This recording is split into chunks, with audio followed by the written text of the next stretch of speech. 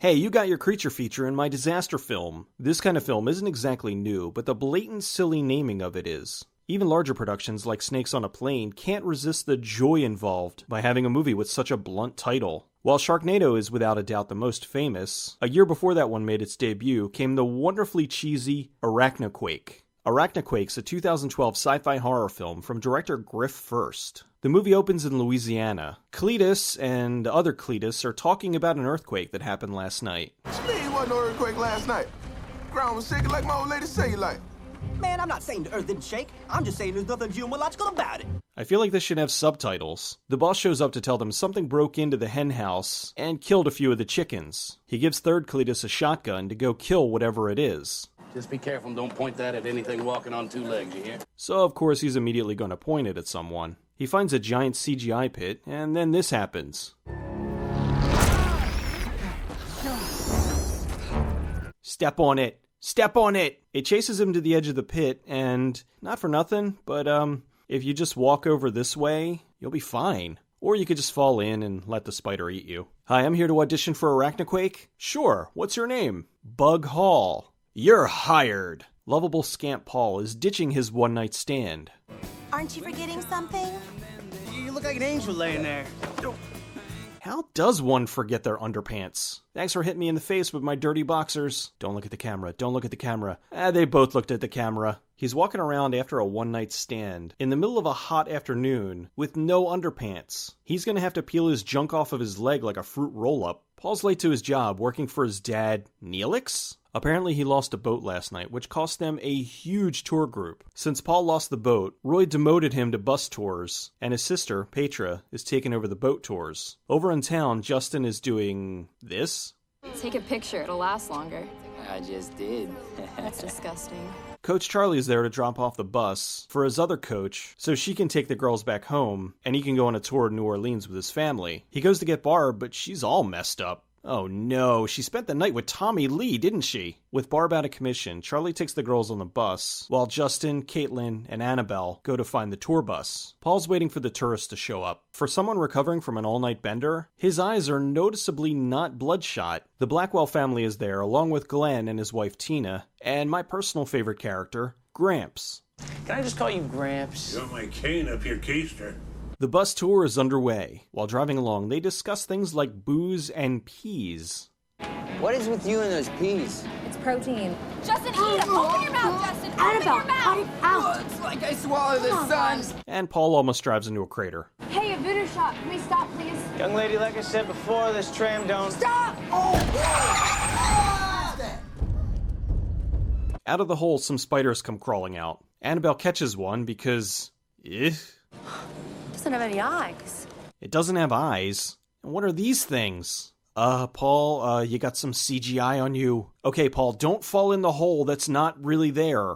The nice thing about this movie is they probably saved a fortune on modeling. Just reuse the same spider model, only change the size as needed. Something's on the roof. Shut the windows. Shut the windows. Leave the door wide open, though. They stop at a gas station to get some supplies. Gramps gives us some foreshadowing. On Okinawa, I saw a tarantula size of a grapefruit suck a man's eyeball right out of his head. You know, you can fill the tank faster if you actually squeeze the trigger. I have a master's in zoology, and I have never even heard of this. You mean to tell me that 3-foot spiders that live underground aren't common? Gramps continues to be the best character. But I'm a tour bus driver, not the Green Power Ranger. Oh, watch it. These things seem to enjoy nesting in people's necks. The spiders live off of eyeball juice. It even makes the slurping sound. Good luck sleeping tonight. Here's some lazy Foley work. Just loop the same scream over and over.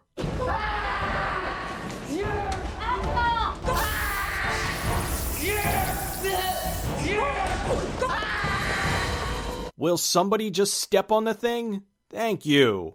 They head back to the front of the store, and I guess they clean up that spider that Annabelle killed. Paul calls his dad to ask for help. Okay, Petra, for this scene, I want you to act like you're applying for Baywatch. Roy, of course, thinks that Paul's a screw-up, so he hangs up on him. Gramps has got the right idea. Meanwhile, in every high school boy's fantasy, the giant spider breaks down the front door. Glenn knocks it out, and the group escapes through the pristine, unbroken door. They're running for the bus, and Gramps is lagging behind. You better not. Boo! Roy and Petra recover the boat that Paul lost. They find the spiders killed an alligator and covered it in cobwebs from Halloween Adventure. Glenn and Paul fight over who's going to drive the bus in front of this totally real building. The building explodes for some sort of random spider-related reason, and the group takes off. They get to another roadblock where the cops are taking out the spiders on the road. Maybe they could have done a cutaway after the fake CGI blood splatter. Annabelle calls Charlie to tell him about the spiders. Dad, I need you to listen to me. There's giant spiders and they're coming out of the ground. I think that's what cut Bart. I told you if I caught you huffing that crap one more time. You alright? I learned it by watching you. Charlie runs over a spider and crashes the bus. Roy finds Paul. This place is crawling with giant spiders. Please tell me this isn't your fault. Look, the guy's a screw-up, but come on. The group makes it back to the tourist headquarters. Glenn starts to give this big motivational speech, and, well, somebody's been watching Deep Blue Sea. If you want to survive this thing, we have to stick together. Roy grabs a shotgun and they get away in the boat. Charlie and the girls grab some bats to fight off the spiders. Giant spiders? Bad. Giant fire-breathing spiders? Really bad. This next scene is just wonderful. All that's missing is John Sterling. Swung on and hit in the air to deep right field. That ball is high. It is far. It is gone. He's done it again. The group's traveling by another boat when they see it's been overrun with spiders. They can hear us. Everybody be quiet.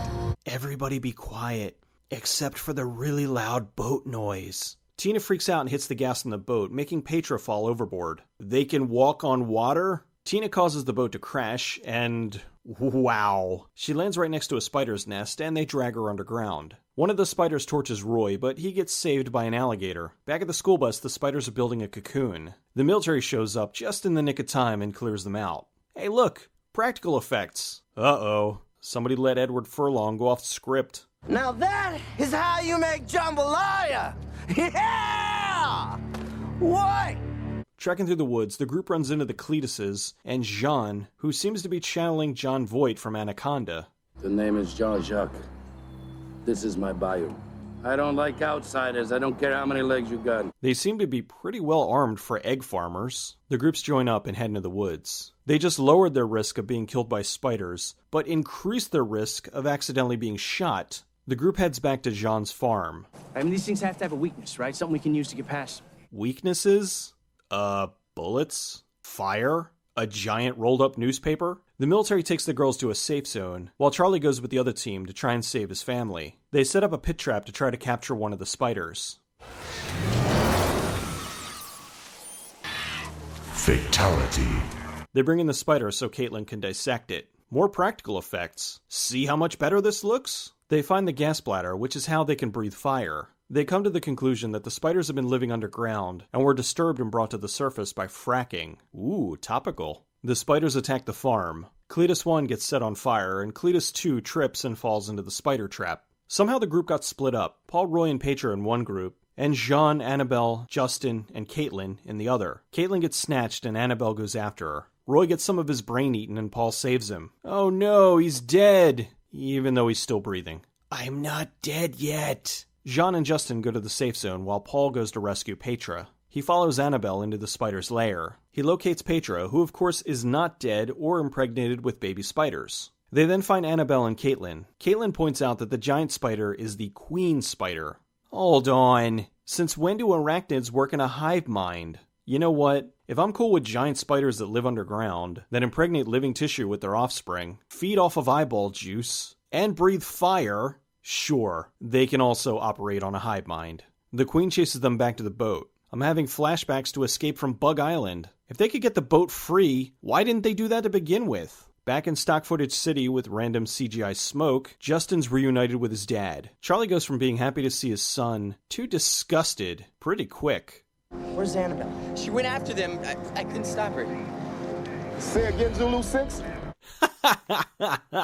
Is she coming? You can't see the giant spider behind you? Annabelle goes to tell her mom that the helicopters are coming to rescue them, but she isn't going to make it. At least I wasn't in Saving Christmas. The Queen made it into the city. I love how the cars are just driving by normal, like there isn't a giant spider there or anything. Did they just change the size of the Queen randomly? Here she is, bigger than a building. Now about the size of a car. Now big enough to cover 2 lanes of traffic. Make up your mind, movie. Since rockets won't penetrate the Queen's armor, Paul surmises that he needs to kill her from the inside. Nice Terminator music. Paul? Shooting a shotgun from this distance does exactly nothing.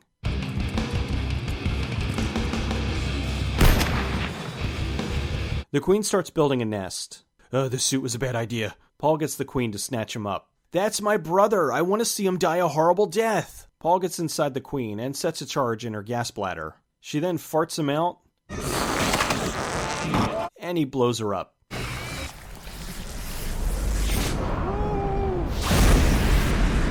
Now that the Queen's dead, all the other spiders start dying. Despite a free fall of at least 50 feet, Paul is just fine. In the end, Paul reconciled with his father, rescued his sister, and saved the world.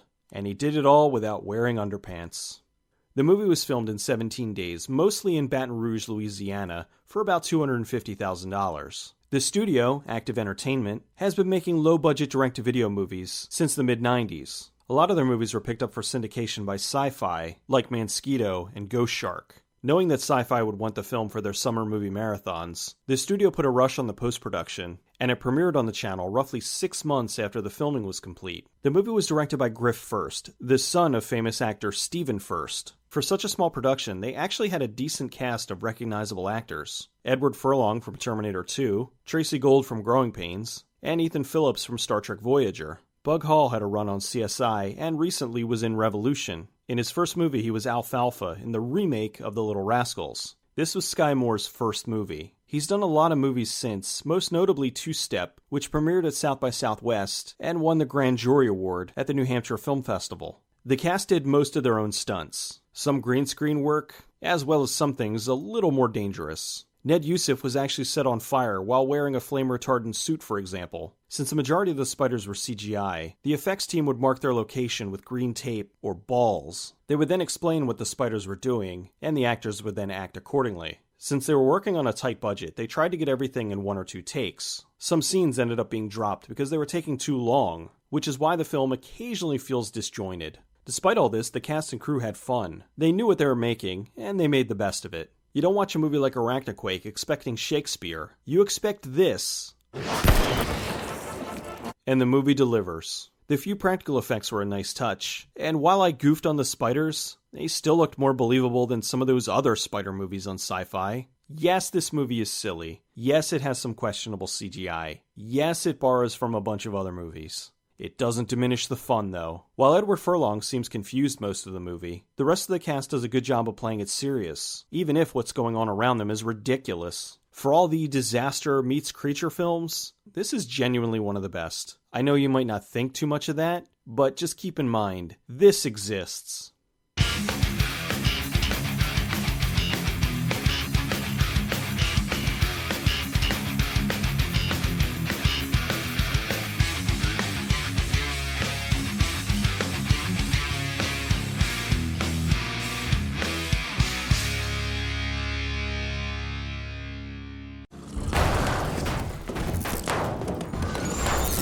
Back on the bus.